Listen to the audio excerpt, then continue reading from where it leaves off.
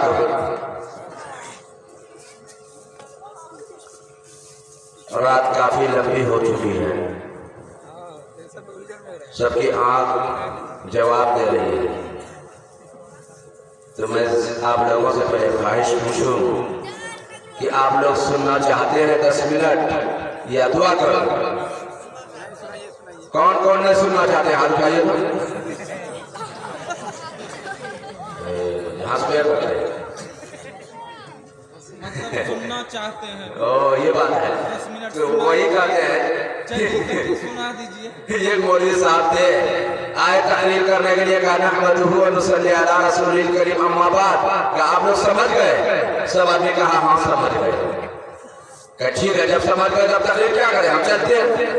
مولوی صاحب چلے گئے۔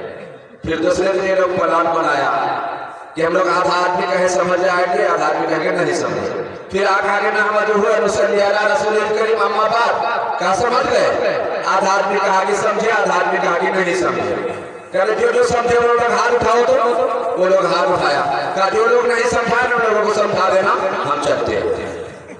کیا کہ مولوی صاحب چلے گئے۔ پھر تیسرے دن یہ لوگ مجھے کیا کہ سب آدمی کہیں گے ہم لوگ نہیں سمجھے۔ کیا کہیں گے؟ نہیں سمجھے۔ تیسرے دن آئے مولوی صاحب آنے بات کہے نحمدہ و نصلی علی رسول الکریم اما بعد، کہ آپ لوگ سمجھ گئے؟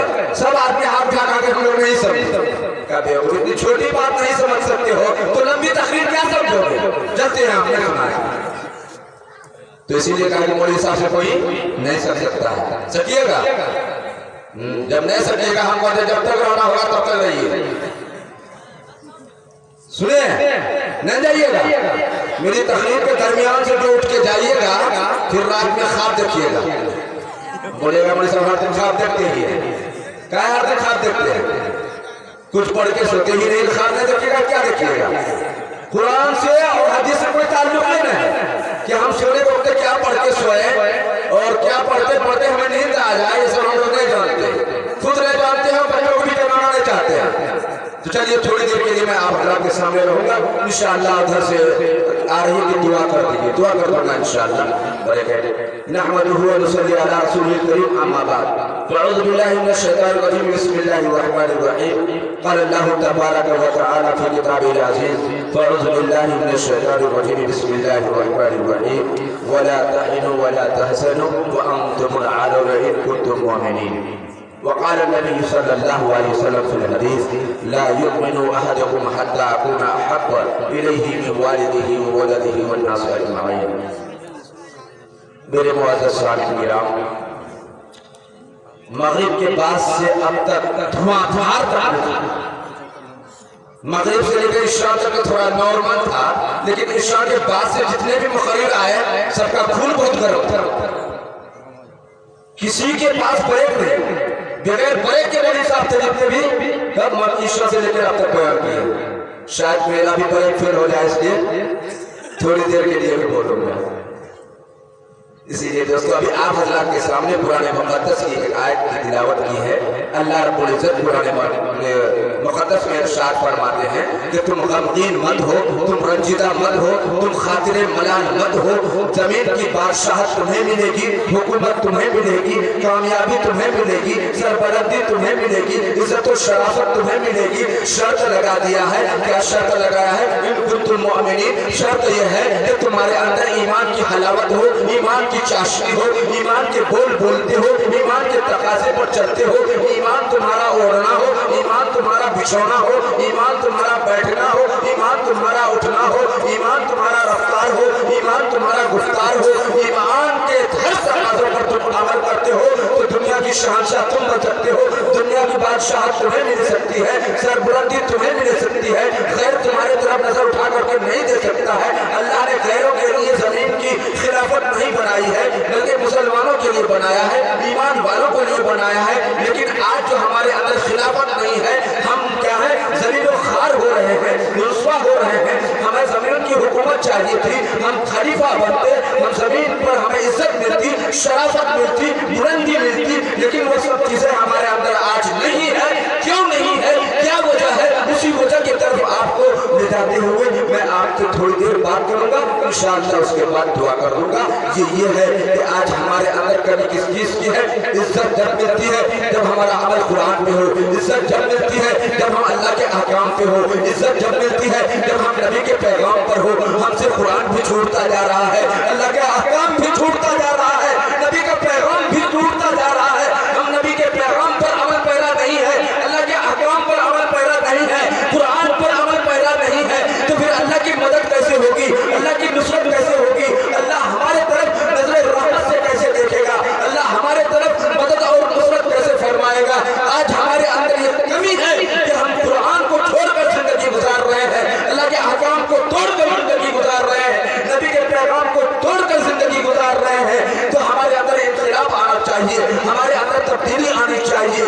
जब इंसान गाफिल हो जाता था, खुदा के राह से दूर हो जाता था, खुदा के घर से दूर हो जाता था, खुदा के अहकाम से दूर हो जाता था, नबी के पैगाम से दूर हो जाता था, तो अल्लाह दूसरे नबी को भेजते थे और नबी आकर के अपने बंदों को समझाते थे, खुदा के हक़ को दिलाते थे, खुदा की वहदानियत समझाते थे, अपनी रिसालत बनाते थे और लोगों को याद दिलाते थे।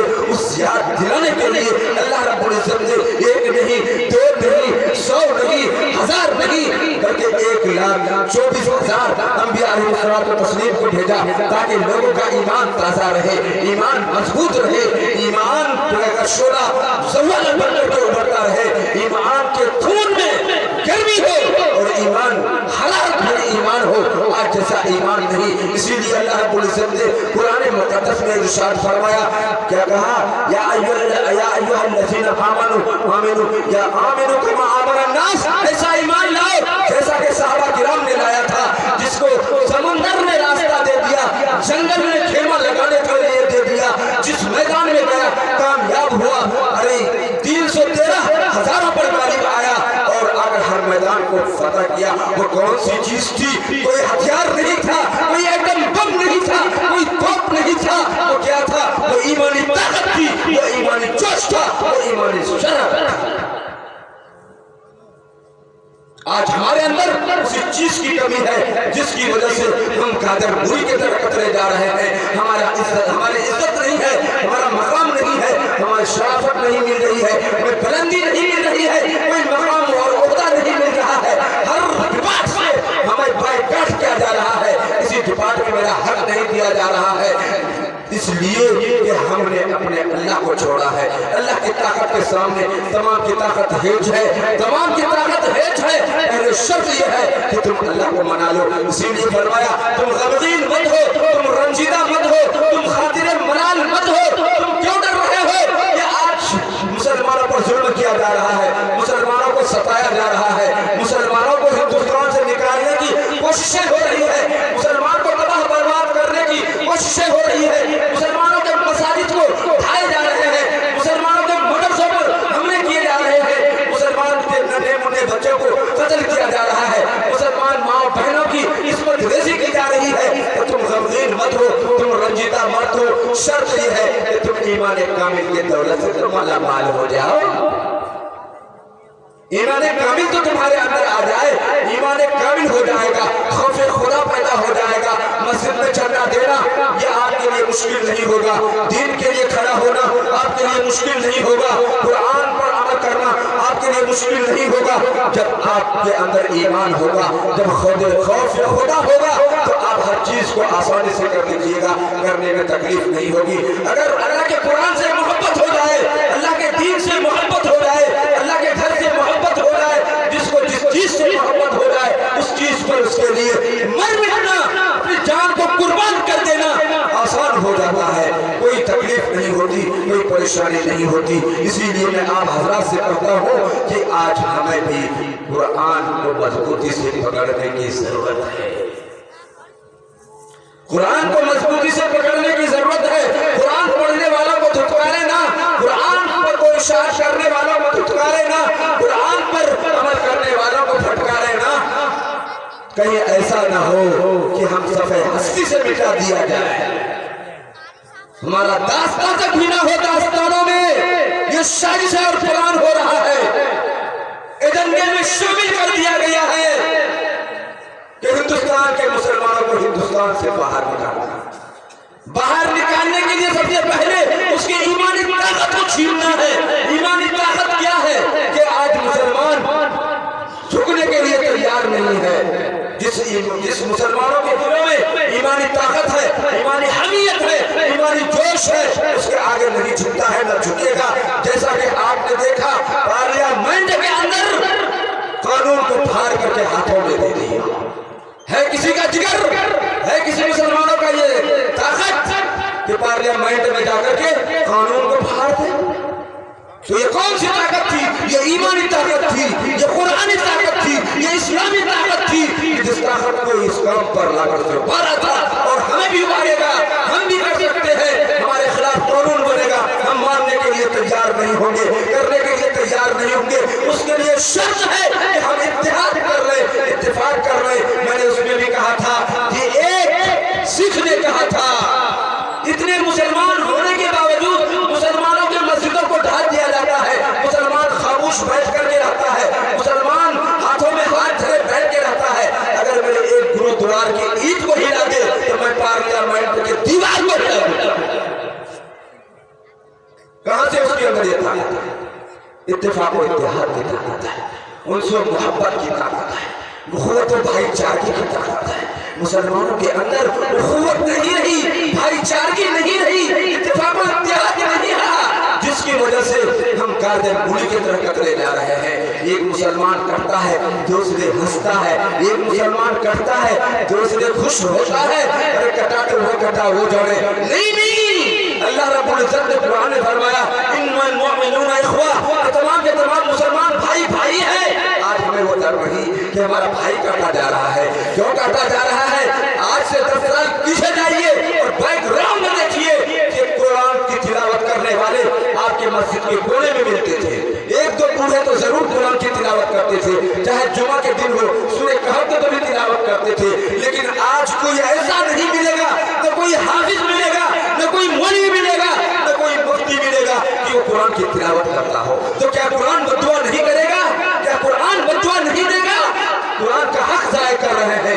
ये कि हक जाय करने की वजह से इंसान कहां से कहां चले जाता है। हमने हक को जाय किया है, जिसकी वजह से कुरान के बद्दुआ है। मस्जिद का हमारी टूटी जा रही है, मस्जिद आबाद नहीं हो रही है, मस्जिद का पेट नहीं भर रहा है। तो क्या मस्जिद बद्दुआ नहीं करेगी? मस्जिद की बद्दुआ है, कुरान की बद्दुआ है, जिसकी वजह से अल्लाह रहमत की निगाह से मुसलमानों की तरफ नहीं तवज्जो कर रहा है। तो नहीं तो कहां वो कौन है खड़े खड़े मुतने वाले मुसलमानों के सामने टिक नहीं सकता। लेकिन आज मुसलमानों से वो रोब और दबदबा छिड़े जा रहे हैं कि हमने कुरान को छोड़ दिया है। इसीलिए अल्लामा इकबाल ने कहा कि वो मुअज़्ज़ज़ थे जमाने में मुसलमान होकर, वो मुअज़्ज़ज़ थे जमाने में मुसलमान होकर, और आज तुम खार हो रहे हो तारीख़ कुरान होकर। जहाँ कुरान की तालीम होती है कुछ तो बच्चे आते नहीं मदरसे में। मैं भी एक मदरसा चलाता हूँ। अरे जाकर के गांव में, घरों में, गलियों में जाकर के खुशामद करके, मरम्मत करके उसके बच्चे को, जिसको पढ़ाने की ताकत नहीं है कि वो बच्चे को 100 टका दे करके महीना पढ़ाए, जो तो है ताकत वो कहते हैं मदरसा में पढ़ाएंगे। अरे 200 टका फीस देंगे लेकिन कॉन्वेंट में पढ़ाएंगे, 300 टका फीस देंगे स्कूल में पढ़ाएंगे, मदरसों में नहीं पढ़ाएंगे। क्यों मदरसों में नहीं पढ़ाएंगे?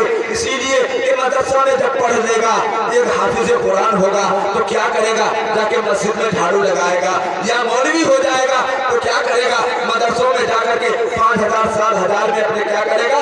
मजदूरी करेगा। क्या करेगा? इससे क्या होने वाला है? महंगाई का जमाना है। अरे पेट्रोल 100 रुपए जो कहता है लीटर हो चुका है, 100 से बढ़ चुका है। अरे चावल जो है 32-35 रुपए हो चुके हैं, बैगन 40 रुपए 45 रुपए बिक रहे हैं। महंगाई के जमाने में ये मौलवी क्या करेगा? क्या मौलवी नहीं खा रहा? क्या हाफिज कुरान नहीं खा रहा? क्या मौलवी कपड़ा नहीं पहनता? क्या मौलवी पाजामा नहीं पहन रहा? मौलवी अतर नहीं लगा रहा?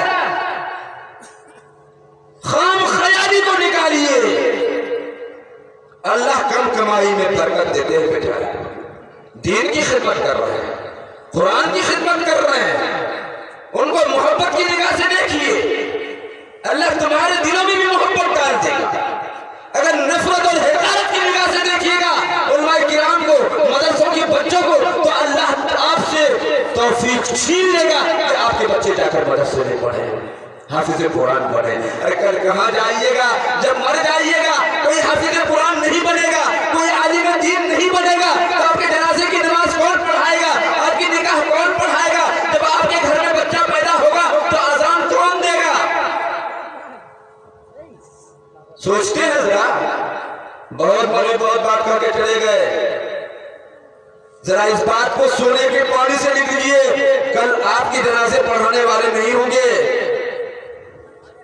यही साजिश है गैरों की कि मुसलमान मुसलमान तो है लेकिन ऐसा मरे कि वो कलमा ना पढ़े, ऐसा मरे कि उसका जनाजा ना पढ़े जाए, ऐसा मरे कि वो बगैर निकाह पढ़ाए मियां बीवी बनकर रहने लगे,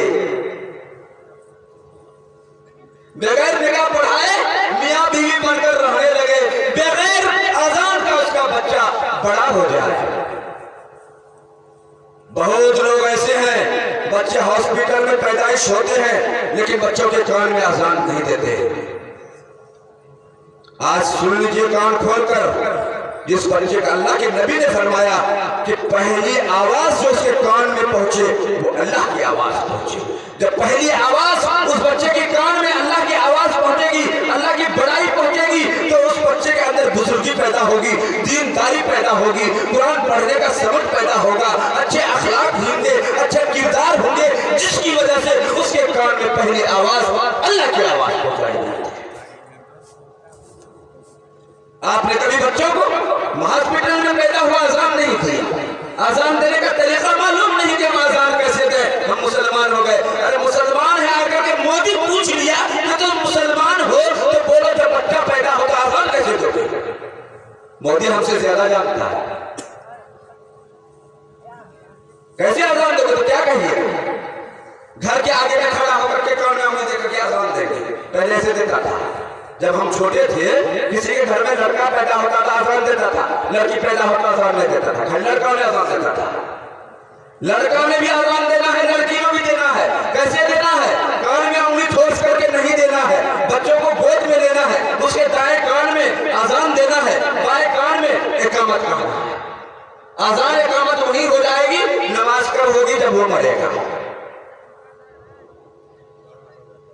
आई बात समझ में? ये क्यों हो रहा है? यही सब चीजें हमसे छीनने की साजिशें हो रही है और मुसलमान ख्वाबे खरगोश में जिंदगी गुजार रहा है। अभी मुफ्ती साहब ने क्या कहा था कि मेरा कलमा कलमा है, कलमा पढ़ करके पैदा होंगे और कलमा पढ़ करके मरेंगे और इसी मिट्टी में मिल जाएंगे। इसीलिए दोस्तों आप लोग बहुत गौर से सुनते हैं, बहुत गौर से सुन रहे हैं, मन कर रहा है कि पूरी रात बोलते हैं क्या? हाँ, इंशाअल्लाह कल जो है मौका असर के बाद के बारे में बोलेंगे, किसी वक्त कल मौका नहीं, क्योंकि कल भी करना है ना, अभी ज्यादा रात हो जाएगी, फिर आप घर में जाके कल गाली दीजिएगा, मतलब हाँ नहीं दीजिएगा। अच्छा ठीक है, तो दुआ करने से पहले जो है ना, जब दुआ की जाए तो कुछ अल्लाह के नाम पर दे दिया जाता है तो दुआ कबूल होती है। बोले साहब का पटल है, क्या बोलिएगा? मोर साहब का पटल है, ये पटल की बात नहीं, समझे? रात लंबी हो चुकी है, ये इजाबत की घड़ी है। इजाबत माने कबूलियत, अल्लाह कबूल करते हैं, कबूलियत की घड़ी है। कबूलियत की घड़ी से पहले अम्मा आयशा, अगर कोई शख्स किसी को कोई चीज देना हो तो अपने हाथ दोनों साबुन से धो लेती थी। कौन? अम्मा आयशा। फकीर आया, साइल आया, कोई आया, उसको कोई चीज देना हो तो उससे पहले अम्मा आयशा साबुन से हाथ धो लेती थी बढ़िया से, उसके बाद उस हाथ से उसको देती थी। क्यों? अल्लाह के नबी ने फरमाया जो कोई शख्स किसी साइल को कोई चीज देता है वो चीज पहले अल्लाह के हाथ में जाता है, फिर अल्लाह के हाथ से उसके हाथ में जाता है। तो अम्मा आयशा ने सोचा कि जब पहले अल्लाह के हाथ में जाता है तो फिर मैं गंदा हाथ से अल्लाह के हाथ में कैसे दूं? किसके हाथ में जाता है? अल्लाह के हाथ में जाता है। इसीलिए हमें भी क्या करना है? हाथ धोए हैं, भात खाए, हाथ धोए हैं ना? तो हाथ धोया हुआ है कि उसी हाथ से, कोई डिमांड नहीं, जो जिसको चाहे दे करके बस दुआ कर देंगे। आप लोग खुद आइए खड़े होकर के, यहाँ रुमाल रुमाल है मेरा, उसी जगह रुमाल बिछा दिए। तो कमेटी वालों की तरफ इजाजत नहीं थी कि अभी चंदा करना, क्योंकि कल देंगे आप लोग, इसीलिए बोला था चंदा नहीं करना है। लेकिन हम दुआ कर रहे हैं, इसीलिए हमारी दुआ कबूल हो जाए, इसलिए हम आप लोगों को कहना कि चंदा नहीं करते हम, समझिए। तो खड़े हो जाइए, उसको जितना देना हो, 100, 200, 500 जो है इस रुमाल में डाल दीजिए, उसके बाद दुआ कर देंगे इंशाल्लाह। आप लोग हिल नहीं रहे थे, हम समझ रहे थे।